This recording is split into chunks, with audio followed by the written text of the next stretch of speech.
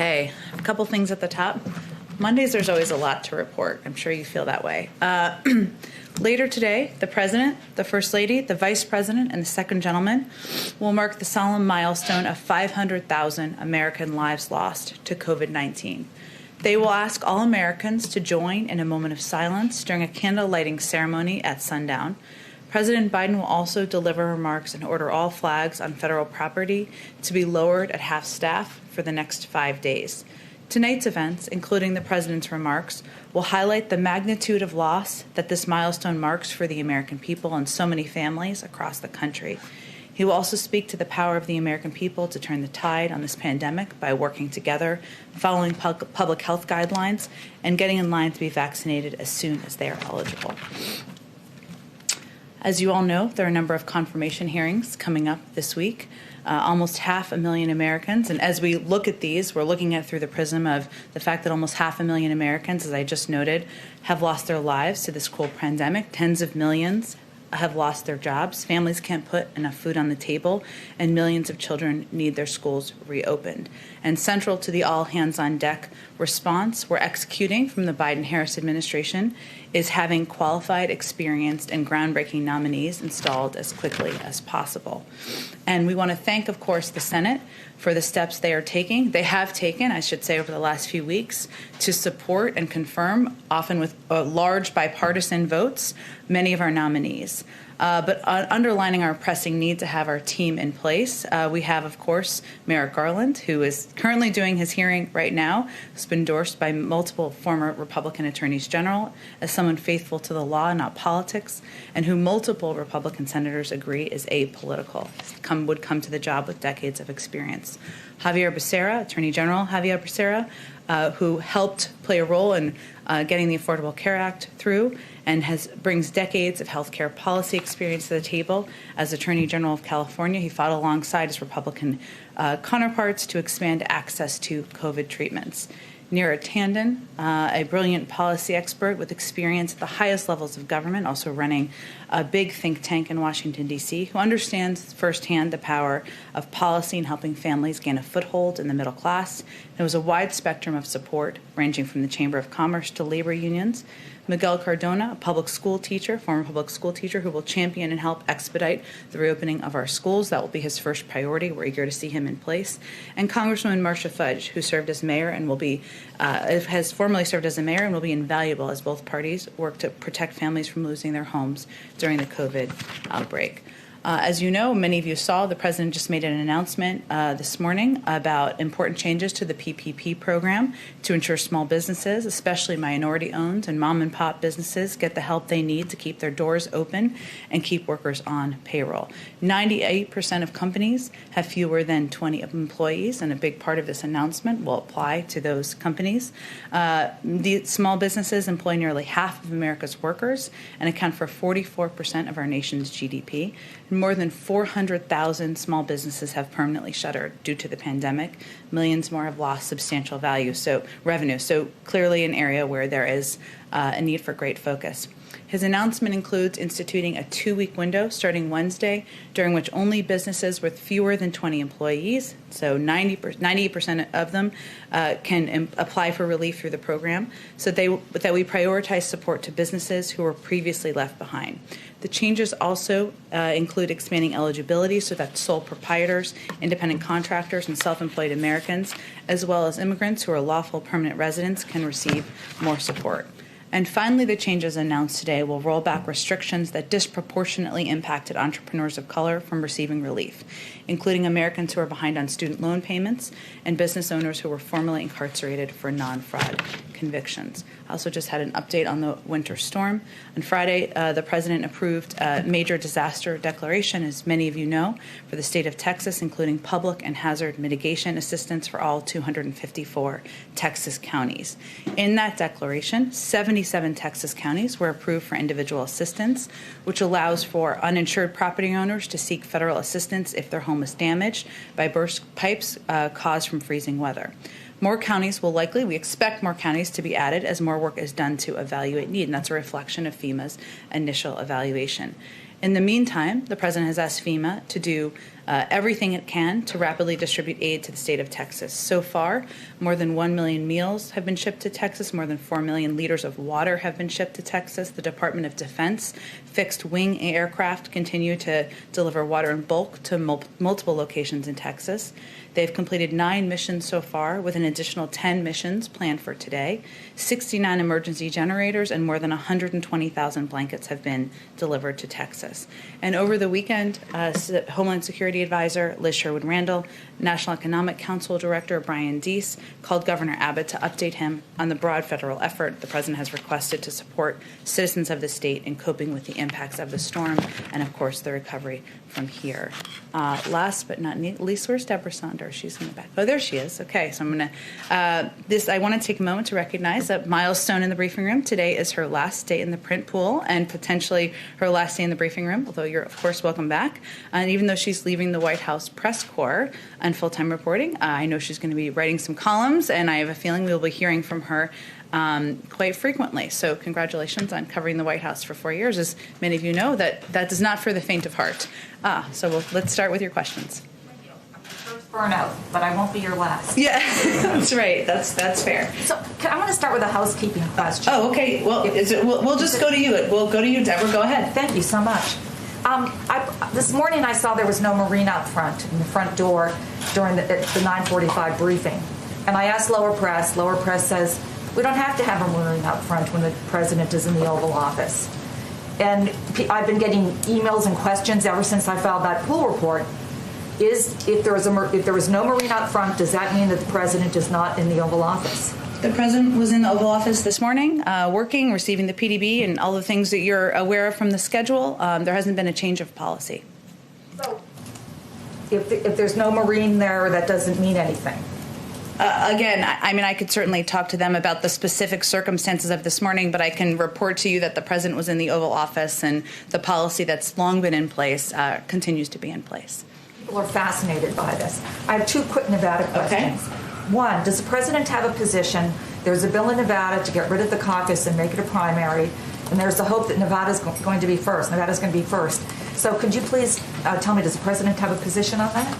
There's plenty of time for politics. The president's been in office for a month. I'd refer you to the DNC and others who will lead that process moving forward. Do you have a position on renaming McCarran after Harry Reid? Well, the president is a big fan, close friend of Harry Reid, worked with him closely on a number of important issues, including getting the Affordable Care Act through. As I understand it, it's passed the local legislature, I believe, and it's now through, or the local, where it needs to pass locally, I should say. And it's now being considered by the FAA, so I would refer you to them. And one last question about the way Washington looks right now. There are fences everywhere. We have National Guard. What's the president's view? What's the administration's view about how long it's going to keep going on like this, and why is it going to continue? It looks like into March.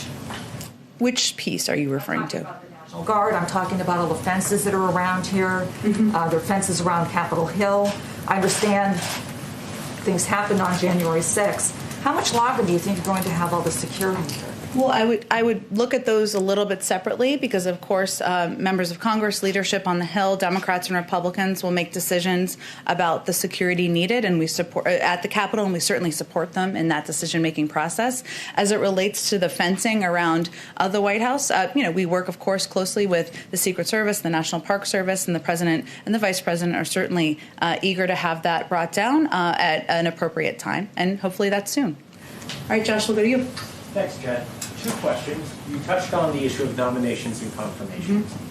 Given the statements of Senator Manchin, Senator Collins, Senator Romney, what do you see as Neera Tanden's path to become director of OMB? And also, what does it mean for the Biden agenda if this process keeps on being delayed and drawn out? The process of confirmations? Yes.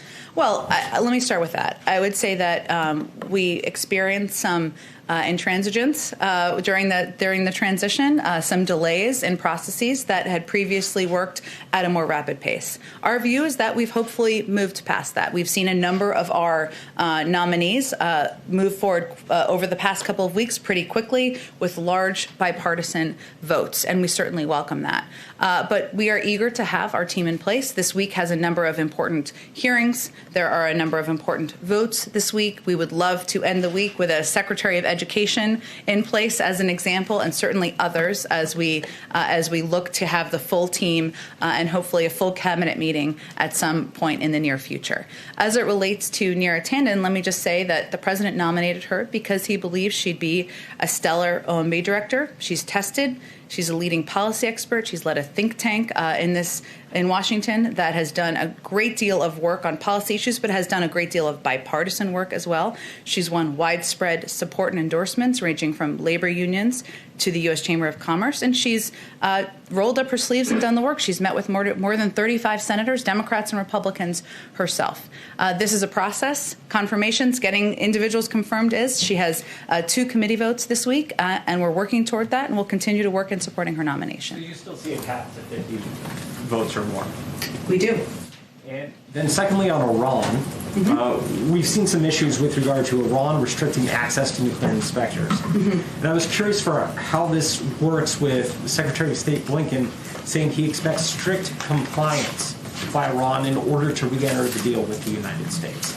Well, first, I think you're referring to the reports from the IAEA over the weekend and kind of discussions they had about Iran's compliance and access that they would have or were looking to have to Iran's facilities on the ground. And certainly I would send you to them on that. But I would say that what Secretary Blinken's announcement and what our announcement that came out last week is a reflection of is an openness to have a conversation, an openness to diplomacy. And that invitation was issued by the Europeans to invite us, to invite the Iranians to the table to have a conversation. We have sent no indication that we are willing to take additional steps in advance of that. What we're willing to do is sit at a table and have a diplomatic conversation because we are looking to prevent Iran from acquiring a nuclear weapon, and we believe diplomacy is the best way to do that.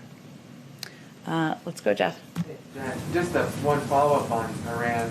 Iran's Ayatollah said today that Tehran may enrich uranium up to 60% purity if needed. What is the White House's reaction to that, and how does that impact the statement that you made last week about openness to talks? Well, again, Jeff, Iran is a long way from compliance, and that hasn't changed. I said that last week, and I believe my colleague, National Security Advisor Jake Sullivan, conveyed that just yesterday. That has not changed. What we are open to is a diplomatic conversation. And our view is that diplomacy is the best path forward to preventing Iran from acquiring a nuclear weapon. That does not mean they have clearly not taken the steps needed to comply. And we have not taken any steps and made an indication that we are going to meet the demands that they are putting forward either. Does this kind of rhetoric concern you, though, in terms of the possibility for diplomacy? Well, I think we're at the stage where we're waiting. The Europeans are waiting to hear Iran's reply to their invitation to have a conversation. So that's the stage we're sitting at this point in time. Also in the realm of diplomacy, China's foreign minister made some remarks today about wanting to rejig the relationship with the United States, and he called for tariffs to be removed. I know that this policy is under review along with lots of policies, but can you give any reaction to what he has said and any update on President Biden's feelings about tariffs and broader China policy? Well, I think, as we said around the time when the president had a conversation with President Xi, we believe the relationship with China is one of strong competition.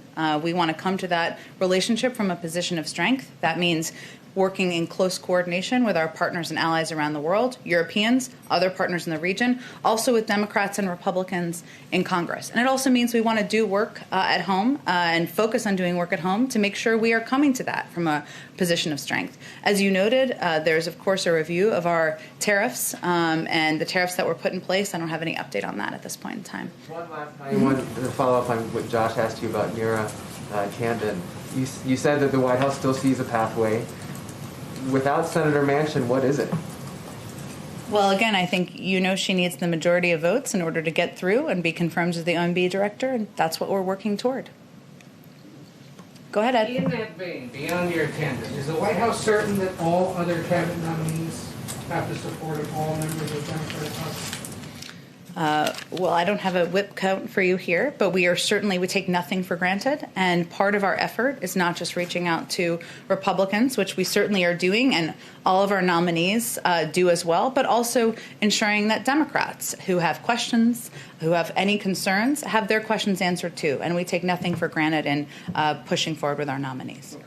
Okay. In opposing your 10 Republicans and at least one Democrat have said they expected more from the president's nominees in the vein of uniting a divided country. What's your response to that specific criticism that they have leveled, that she spent years stoking that divide on the air and online? Well, here's what I can convey about her work as somebody who ran CAP, the Center for American Progress. She worked with partners across the ideological spectrum to develop consensus solutions to addressing the federal tax code, to improving access to high-quality educational opportunities. They partnered with AEI in that effort. She led the effort to work with FreedomWorks and others on the R Street Institute on making progress on criminal justice reform. And again, she met with 35 members of the Senate, including Republicans. So she is willing and eager to meet with people who agree with her, of course, but also people who disagree with her. And what she brings to the table is not only decades of policy experience, but an expertise and leadership, again, of a major think tank in this city, but also somebody who has lived experience. She grew up as the daughter of a single mother, somebody who benefited from many of the programs that she would be tasked with determining the recommendations on funding for. So she has a record of working with members of both parties or views from both parties, and we have no doubt she would do that as budget director. On the COVID bill, the President talked a little while ago about it and noted that there are some concerns about the size of the price tag and asked, what would you cut? Would the White House be okay if it went north of $1.9 trillion for whatever reason? Well, I think the president proposed the $1.9 trillion size because he felt those were the components that were needed to meet the moment we're facing. And certainly, he looks to Congress to negotiate through what can be added or subtracted from that package. But he had the key priority components in it because that's what he felt would meet the moment. That's what health and economic experts were telling him. But I don't have anything more for you beyond what he proposed. And real quick on Iran, specifically the hostages that they're holding. Jake Sullivan said yesterday, we've begun to communicate with the Iranians on this issue.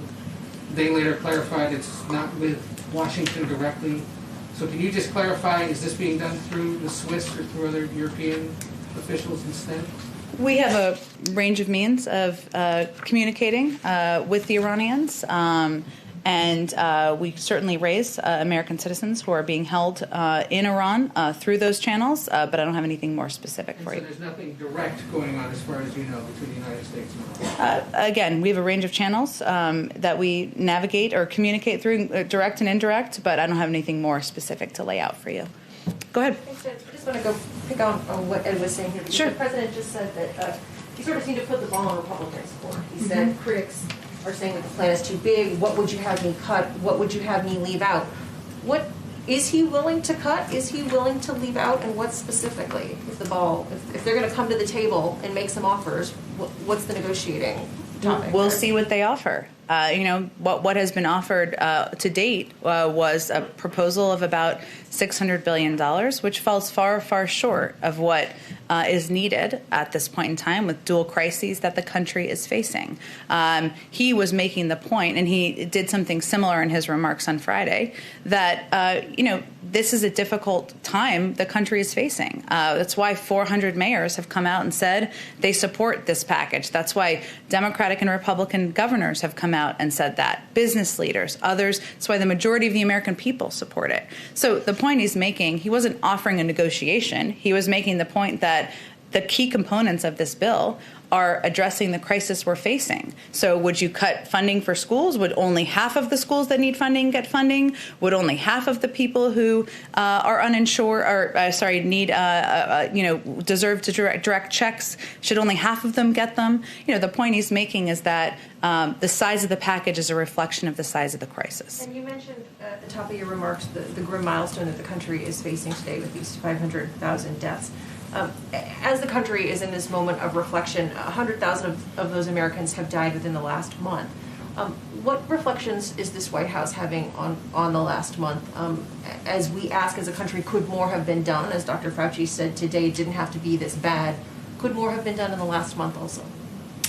Well, I think we, inherited a circumstance where there were not enough vaccines ordered. There were not enough vaccinators available to vaccinate Americans, and there were not enough places for people to go to get those vaccines shot into their arms. And, you can always look back and say, we wish we would have done this better. We wish the storm wouldn't have come. But our focus is on building out of the hole that we inherited and ensuring that we are taking every step necessary, every step possible to reach people in their communities, to tap into the manufacturing sector through the DPA, to communicate effectively about eligibility. And that's what our focus is on at this point in time, the path forward. Go ahead, Caitlin. A few questions for you. One on the COVID relief bill. Senator Bernie Sanders said he does believe that the parliamentarian is going to rule that $15 minimum wage can be in there. But given 2 Democrats have said they do not want it in there and they don't want to vote for it if it's in there, if they rule that it can be in there, does President Biden still want to include it? Well, the president would not have included an increase in the minimum wage if he did not want to see it in the final package. And certainly we are in close touch with Senator Sanders and his team, and we hope that he's right and that it is included in the package. But we'll see what the parliamentarian says. That process, as you noted, Caitlin, is underway now, the bird bath, as they call it, my favorite term of the week. And we'll see what comes out on the other end. And then what it looks like for members of Congress and who have expressed support or opposition to it, they'll have to make a decision at that point in time. But the stage we're at right now is it needs to go through the parliamentary process. Okay, and on Neera Tanden, you talked about how you believe, the White House believes she is qualified for this job. You talked about her past experience, but the specific criticisms that we're getting from these people who are saying they are not going to vote for her is that Mitt Romney said he is critical of extreme rhetoric. Susan Collins says she's demonstrated exactly the kind of animosity President Biden pledged to transcend. Manchin said he's worried that her statements will have a toxic and detrimental impact on the working relationship that they're expected to have with the budget director. So does the White House believe that her past statements are inflammatory? Well, Caitlin, the president would not have nominated her if he did not think she would be an excellent OMB director. And he nominated her because she is qualified, because she is somebody who has a proven experience and record, as I outlined earlier, of working with different groups and organizations with different political beliefs, and because he believes that her own experience will contribute to taking a fresh perspective and a fresh approach to this position. So we simply just disagree with whether she's the right person for the job with these senators. So President Biden did not have any concerns about her past statements? I think I'll leave it at what I've said so far. Go ahead. One more. So yeah, go ahead. One more housekeeping. By this time in their presidencies, both President Trump and President Obama had held solo press conferences. Mm-hmm. So are there plans for President Biden to hold a solo press conference anytime soon? He will hold a solo press conference, but I don't have a date for you at this point in time. This week? Not this week, no. Go ahead. Will he get to pick the inquisitors himself? What'd you say? Will he get to pick the inquisitors himself? Well, typically any president has a list of people that they're going to call upon, but usually it's a large number of people who are in the press room, and we certainly hope we'll be able to do that in a COVID-safe way. Go ahead. Thanks, Jen. A couple, if I could. One, just following up on Neera Tanden. Has the White House reached out to any Republicans who have not yet said how they're going to vote? We have been working the phones, in touch with Democrats and Republicans and their offices through the course of the weekend. And then also on the COVID bill, a CBO analysis suggested that only a small portion of the $130 billion for schools would actually be spent in the current fiscal year. Mm-hmm. What exactly is the White House doing to ensure that money would actually mean that schools could potentially open in March and April before the academic year ends? Well, a big part of the challenge here for a number of schools is that they need, in order to operate responsibly and given the threat of budget cuts, they need to obligate funds according to spending plans rather than exhausting all balances as soon as they're received. So the challenge here is, how do they plan ahead, right? They can hire, if they need to hire additional teachers now for smaller class sizes, or if they need to hire bus drivers, or if they need to do improvements to their facilities. They want to be able to know, understandably, just like any business or company, that they will be able to employ teachers next year and the year ahead. So that's why this funding is so essential, is because they need to be able to plan ahead so that they can make the improvements now, do the hiring now. Go ahead. Thanks, Jen. Just quickly on Iran, have there been any progress in learning whether Iran is going to come to the table and sit down? I mean, any word privately, back channels, any progress on that note? Where it really stands right now is the Europeans issued the invitation, and they're waiting for a response from the Iranians. So I don't have anything more to read out beyond that.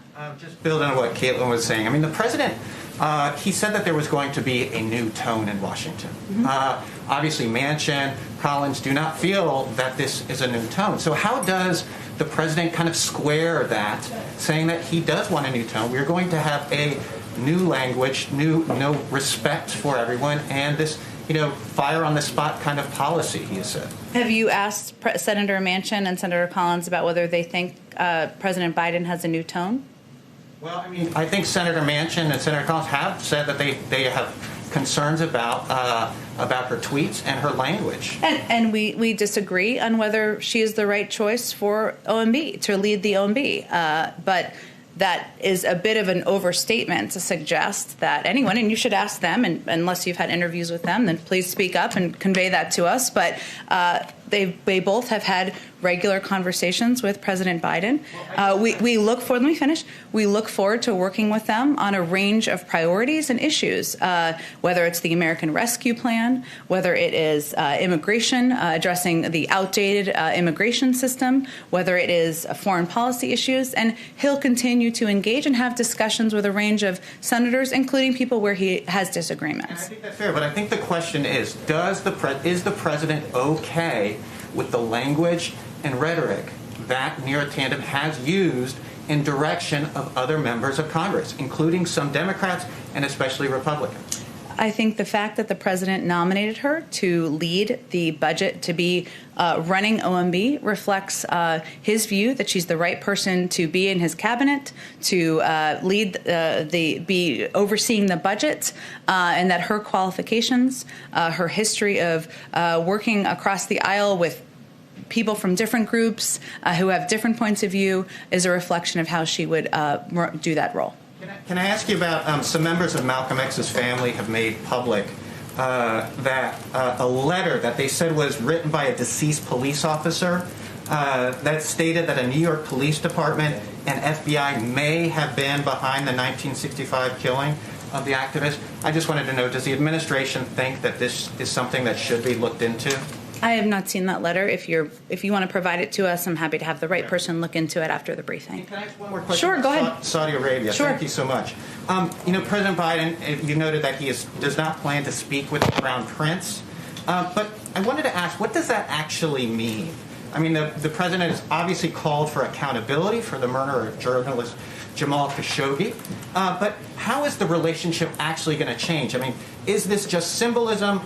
Are we going to have some concrete changes that demonstrate this accountability?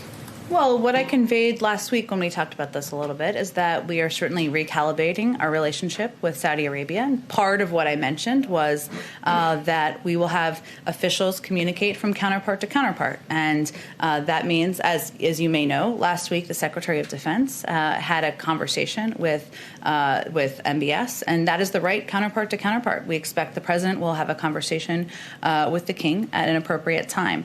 But there are other components, as you know, of our relationship. relationship, including the fact that the president, unlike the last administration, is not going to hold back in speaking out when he has objections, concerns about issues related to human rights, freedom of speech, any other concerns he may have about the way things are being run. At the same time, there's an important role we can play in relationship as it relates to the threats that come into the Kingdom of Saudi Arabia from actors in the region. And that is a relationship that we will continue to work with them on. Go ahead. Tonight, the President's participating in the memorial for COVID victims. Is there any discussion about a more permanent memorial, something that would kind of honor their memory, long term? It's a great question. I don't have anything to report out for you, but I'm happy to check with our team and see if that's under consideration. And as you noted, tonight, obviously, and the Vice President, they will be commemorating the lives lost, the many hundreds of thousands of families who have been impacted by the lives that have been lost from the pandemic. Something he also did just a month ago around the inauguration, and so clearly, and these remarks I would convey are not. It's not. He will not be providing an update on progress. This is to really have a human moment and a moment to remember the people who we've lost over the last year. But I'm happy to talk to our team if there's anything like that under consideration. Previously, you mentioned that there were concerns about how difficult it is to get a vaccine shot. It's hard to sign up for these things, and that the government was looking into making this easier. The White House, the federal government is looking into this. What progress has been made on that? What is under consideration for how the federal government could step in this situation? Well, we've taken a number of steps, including working to open several community health centers that are in people's local communities, and the health and medical experts who are working at these health centers often know the people in their communities, and they're trusted by the people in their communities. We also have been working with pharmacies and have several dozen pharmacy partners across the country. More than 90% of the people people living in this country, I should say, live within 5 miles of a pharmacy. That helps many. It doesn't help everybody, but that's another place. We've also worked to help launch some mass vaccination sites to ensure that people can go with their families and get vaccinated in these locations. So, we are on track. We have vaccinated. We have significantly expedited the rate of vaccination over the past couple of weeks. We're at about, in the last week or so, we're at about 1.7 million a day, or last 2 weeks or so, 1.7 million a day. Prior to the president taking office, it was more around 800 to 900,000. But there's work that needs to continue, and that includes ensuring we have the vaccinations, ensuring we have the vaccinators needed to do those vaccinations, and the sites, as I touched on, across the country who can facilitate that. I think the specific concern is the interface, the websites, the phone calls, how hard it is to actually book the appointment, not the actual place to go to. Well, the place to go to is a huge factor in that, because a community, but this is something we've done a lot of work and research on, a community health center that's located in the middle of a community where people know to go to for basic health care, for for questions about their kids, for pediatric appointments. That's a place that's trusted in their community. So it's important that those are places that are open now in a range of communities across the country. Pharmacies, which are actually the places where you can do exactly what you just said and log on online and make an appointment to get a vaccine. We've just doubled the number of vaccines that are going to those pharmacies. We made an announcement last week. So there are a number of steps that we're taking to ensure that more vaccines are getting out the door and they're getting into communities. Go ahead in the back.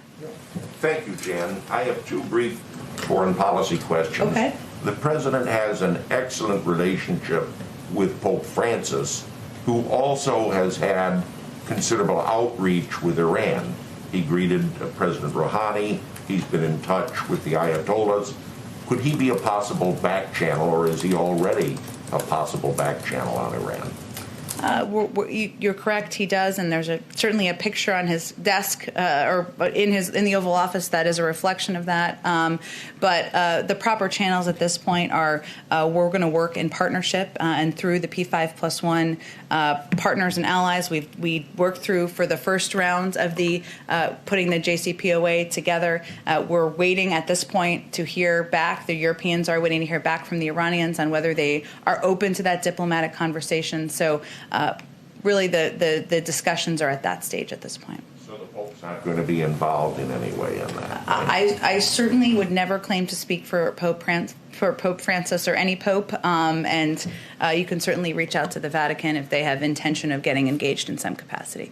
The other question I have is that as Vice President, the President met and talked to the President of Rwanda, Paul Kagame.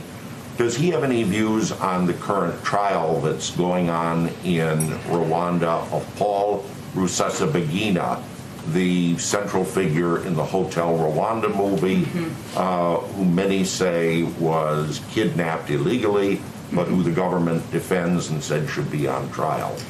It's a great question. I have not spoken with our national security team about the particular trial. I'm happy to talk to them, and we can follow up with you after the briefing. Would you do that, please? Happy to. Yeah, absolutely. Go ahead. One more on Mayor Canada, then I promise I'll move on to a different topic. You said she's only met with 35 senators, is that correct? Is there over at least 35, had over 35 meetings. Is there a reason she's not met with more? Has any GOP senator refused to meet with her? I don't think we're going to speak to, as we would in any case, who she's met to or met with or give you a list of to protect the privacy of senators. But 35 meetings with Republican and Democratic senators is actually quite a significant number of meetings in the process. But okay, point taken. But if you look at how controversial her nomination is, and in the context of your broader legislative agenda and other legislative items that will face an uphill battle in Congress, do you risk political capital by forging ahead with this, or do you see it completely unrelated?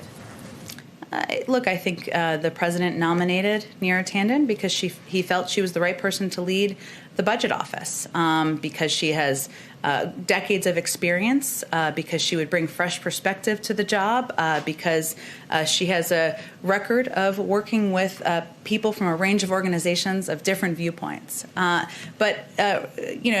we remain committed to moving that process forward to a confirmation. But there are even areas where we disagree. We may have disagreement, of course, with Senator Manchin or Senator Collins about whether she's the right person to lead, but we are still going to work with them on a range of other issues that are of mutual interest and of interest to the American people. And that includes the rescue plan. That includes, many components of the president's agenda moving forward. Go ahead. That one over. Oh, sorry, go ahead. One more. Go ahead. One other one on the semiconductor shortage, which I asked about, I think, 2 weeks ago or a week ago now. Brian Deese and Jake Sullivan, I think, are working on this, and you confirmed that there was outreach to the Taiwanese and other countries. Do you have any update on responses that you got from these countries on how to fix it? And I know you guys have also acknowledged there is no short-term fix, but something in the medium term, since it is really impacting a lot of businesses. Absolutely, and there's been outreach to the manufacturing sector and companies as well to discuss the impact of the shortage. You mentioned the letter that was reported that Brian Deese, our NEC director, sent to Taiwan. There has been a lot of outreach to international partners as well as we work through this issue. But I expect we'll have more in the coming days to share with you on the next steps here. Go ahead. Hey, Jen, thanks. 2 questions. The first is on Texas. Some folks have come home to astronomical electric bills, and there are, stories about those being the result of deregulation and other issues being the result of light regulation. I wonder if the president plans to weigh in on that or talk to that. Does he still plan to go to Texas, or does he plan to go to Texas this week?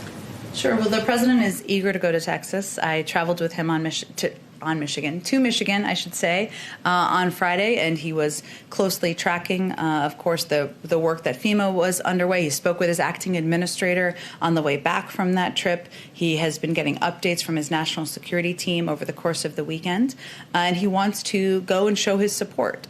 He also is fully aware of the footprint of a president of the United States and everything that comes with that, traveling to a disaster area. But we are hopeful that trip can happen as early as this week. Sure. One more question on hopefully getting a preview of the timbre of tonight's speech. I wonder if there is a worry from the White House that, given positive news on the coronavirus front, that people will let down their guards, as has happened in the past, and numbers will go up or spike again. Does the president plan to address any of that tonight, or is it just reflecting on the grim milestone?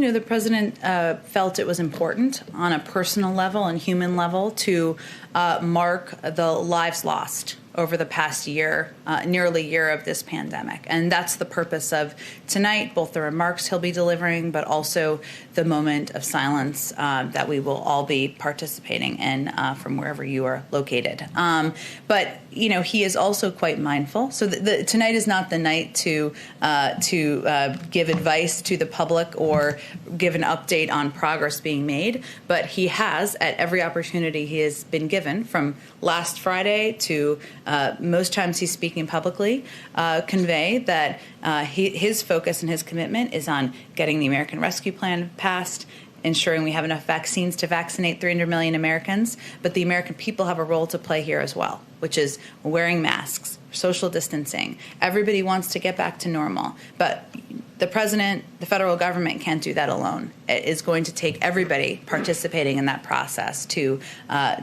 get closer to normalcy in the country. Go ahead in the back.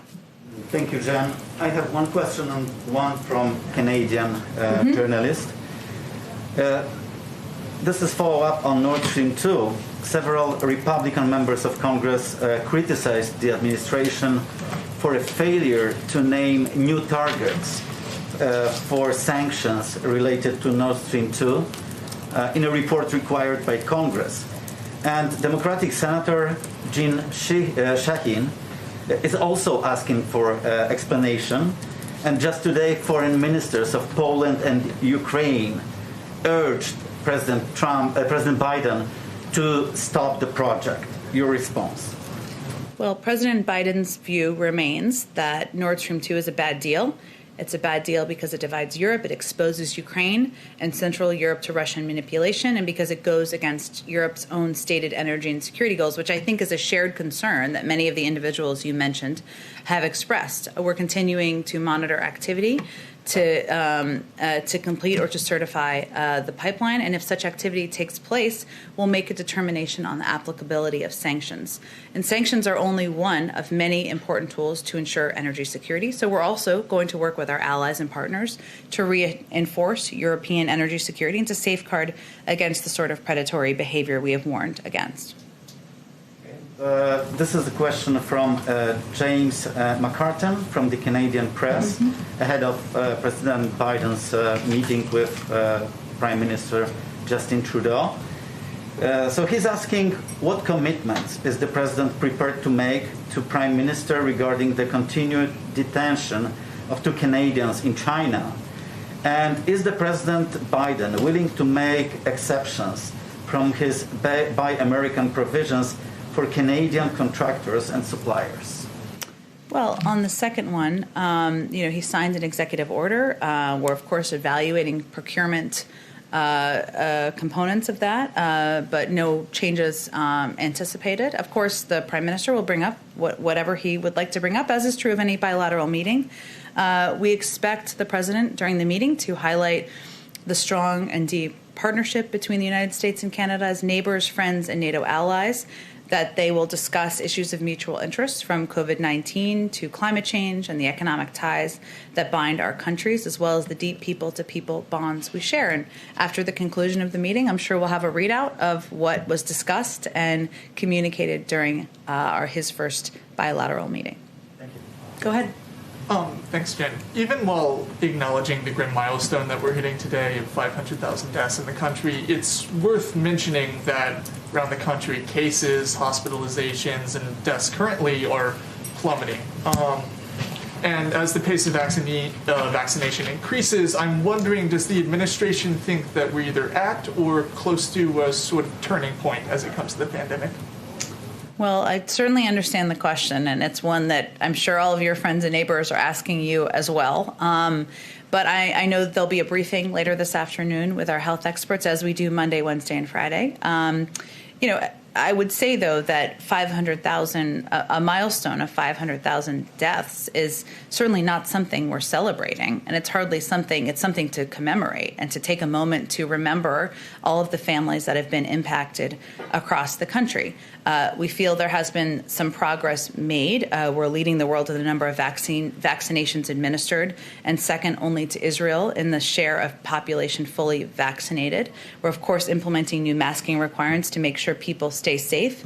But as someone alluded to, or in an earlier question, we need to remain vigilant, both from the federal government, the American people need to, and it's still going to be months and months of sacrifice, of work, of suffering, unfortunately, in order to get through the pandemic.